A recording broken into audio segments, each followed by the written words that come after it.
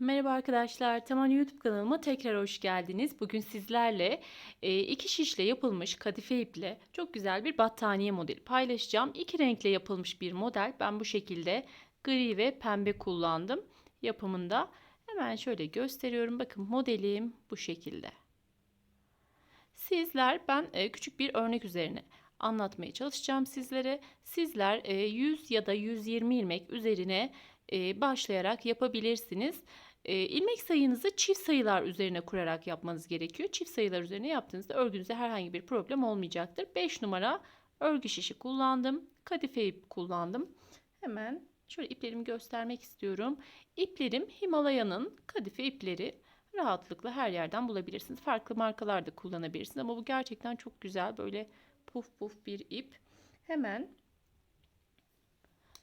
şöyle kaldığım yerden devam etmek istiyorum. Şimdi ilk başladığımızda ilmeklerimizi şişimizin üzerine başladıktan sonra aynen şimdiki gibi örerek örgümüzü yapacağız. Örgümüz iki sıradan oluşuyor. Giderken ve dönüşte.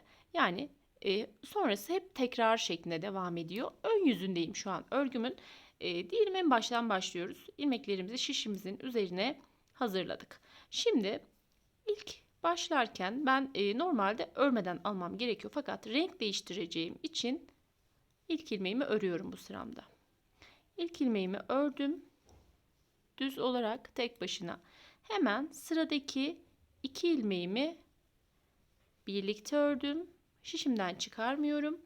Sıradaki iki ilmeğimi birlikte ördükten sonra hemen şu birinciyi tekrar ördüm. Şimdi ikisini birlikte şişimin üzerinden çıkardım. Tekrar yapıyorum. Bakın sıradaki iki ilmeğimi bir ördüm. Sonra hemen bunu tekrar ördüm. Mantığı bu. Sonra bunu şişimin üzerinden çıkarıyorum. Sıradaki iki ilmeğimin ikisini de birlikte örüyorum. İlk ilmeğimi tekrar örüyorum. Sonra bu ikisini de şişimin üzerinden çıkardım. Bakın iki ilmeğimi birlikte kesme işlemi yapar gibi düz olarak ördüm. İlk baştaki ilmeğimi tek başına tekrar ördüm. Sonra ikisini birlikte şişimin üzerinden çıkardım. Devam ediyorum.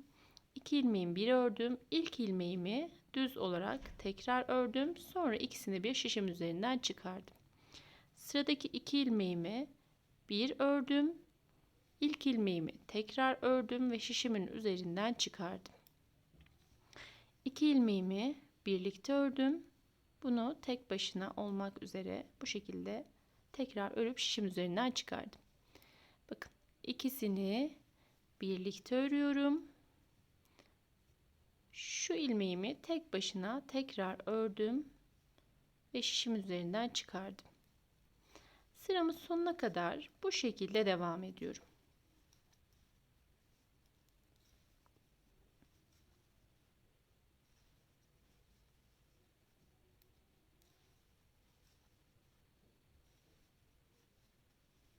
Evet, sıramın sonunda bir ilmeğim kaldı. Onu tek başına örüp sıramı tamamladım.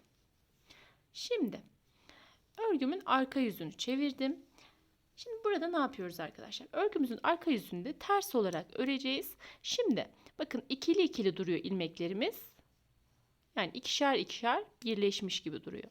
Şimdi bunları yine bir arada değil şu şekilde yapacağız. Şimdi burada bakın iki ilmeğim bir arada görünüyor. Şunun bir tanesini bununla birleştiriyorum. Bunu da bununla birleştiriyorum. Bunu bununla. Mantığı bu. Şimdi hemen bakın örgümüzün arka yüzü hep bu şekilde yaparsak örgümüzde kesinlikle bir hata olmaz. Örgümüzün arka yüzünden direkt ilk ilmekten itibaren ikisini bir aldım. Ters olarak ördüm. Çıkarmıyorum sol şişimden. İlk birinci ilmeğimi ters olarak tekrar ördüm. Çıkardım. İkisini birlikte bu şekilde. Devam ediyorum. Bakın bununla hemen şunun eşini bir örmüş olacağız. İkisini bir ördüm. İlk ilmeğimi tek başına tekrar ördüm ve çıkardım. İkisini bir ördüm. Bunu tek başına ördüm bu şekilde. İkisini bir ters olarak ördüm. Bunu da bu şekilde tek başına ters olarak ördüm ve ikisini birlikte şişimden çıkardım. Sıramın sonuna kadar aynı şekilde devam ediyorum.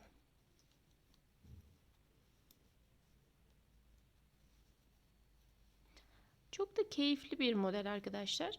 Çok da kolay bir model. Herkes, yeni başlayan arkadaşlarım bile inanın bunu bebişlerinize rahatlıkla yapabilirsiniz. Sizi zorlamayacak. Çok keyifli de bir model. Herkesin yapabileceği bir model arkadaşlar. Bakın, ikisini birlikte ters olarak örüyorum. Sonra ilk ilmeğimi tekrar ördüm ters olarak ve şişimin üzerinden çıkardım. İkisini bir ördüm. Bunu ters olarak tek başına tekrar örüp sonra ikisini birlikte çıkardım.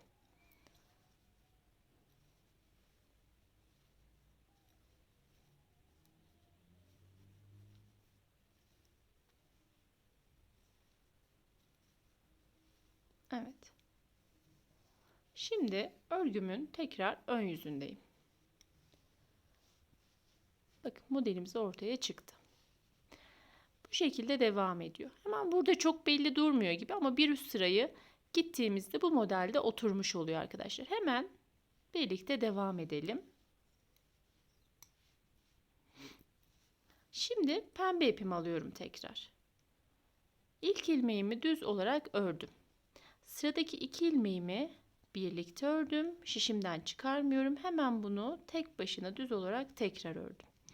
Devam ediyorum. Sıradaki iki ilmeğimi bir ördüm. Birinciyi düz olarak tekrar ördüm. Şişimin üzerinden çıkardım. Bu şekilde sıramın sonuna kadar gidiyorum.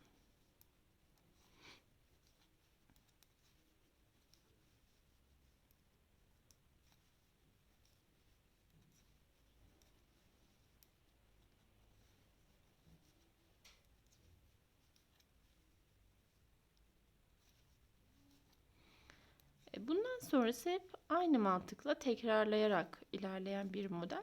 Ön yüzünde bu şekilde örüyoruz. Arkasında da aynı işlemi ters olarak yapıyoruz. Tek dikkat etmemiz gereken, az önce söylediğim gibi, bir aradaki ilmekleri aynı bir araya denk getirmemek. Mantığı bu. Evet, bakın şimdi sıramın sonundaki tek ilmeğimi tek başına ördüm. Şimdi örgümün diğer tarafını çeviriyorum, arka yüzünü. Örgümüzün arka yüzündeyiz. Şimdi bakın şöyle yaptığımda o ikili ikili duran ilmeklerim ortaya rahat bir şekilde çıkmış oluyor. Şimdi şu tekle bunu birleştirdiğimde sonrası gayet düzgün bir şekilde ilerleyecek. Bakın bununla da bunun eşini, bununla bunun eşini. Tek mantığı bu. Şimdi hemen ilk iki ilmeğimi birlikte ters olarak ördüm. Hemen çıkarmıyorum. İlk ilmeğimi ters olarak tekrar ördüm. Devam ediyorum. İki ilmeğimi bir ördüm ters olarak. İlk ilmeğimi tekrar ördüm. Sonra çıkardım. Sıramın sonuna kadar aynı şekilde devam ediyorum.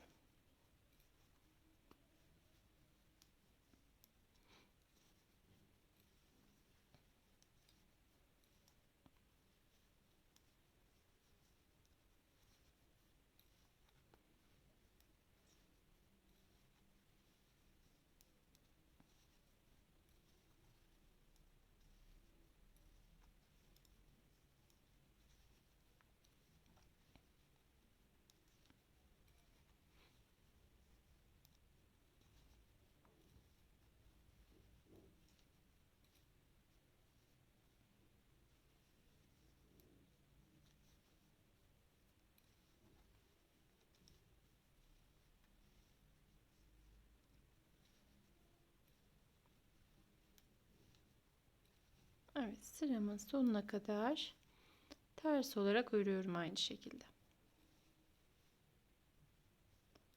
Sıramın sonundaki iki ilmeğimi de bakın ters olarak ördüm. İlk ilmeğimi ters olarak tekrar ördüm ve sıramı bu şekilde tamamlamış oldum. Şimdi örgümün tekrar ön yüzünü çevirdim.